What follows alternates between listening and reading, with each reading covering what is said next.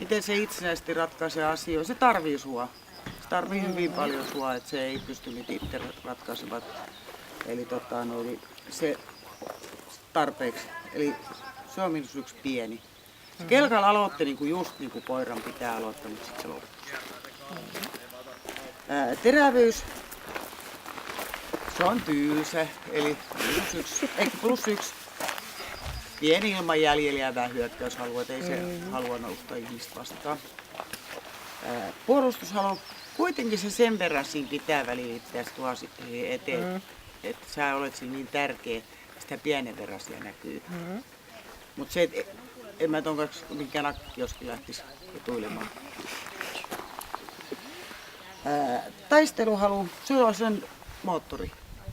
Se on se, millä se liikkuu, millä sä saat sen toinen. Eli se on plus 2 kohtuullinen. Ohjaajausmoottori. Mitä? Ohjaajausmoottori. Ohjaajaus, toinen moottori, niin. Ja hermorakenne, se on jää vielä plussan puolelle, että onhan se vieläkin hermostunut. Ja se on vähän hermostunut, mutta jää vielä plussan puolelle, mutta se on ihan alarajoilla plus 1. Temperamentti on plus 2, kohtuullisen vilkas. Häntä miettii ja tuumii, että pitääkö tuohon ottaa ja katsoo, että otaako sä siihen kantaa. Odottaa sitä sun reaktioon. Kovuus. Se on selvästi pehmeä koira, eli -2. Sitä ei paljon pesäpallomailalla koulutella. Se täytyy hyvin kauniisti ja kannustavasti kouluttaa. Luoksepäästävyys.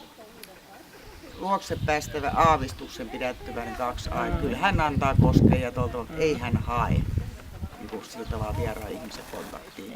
Ei hän ja laukaus kokematon. Eli pluspiste 117 ja miinuspiste 31 ja loppupiste 86 ja hyväksytty luonnollisesti tulos. Yes.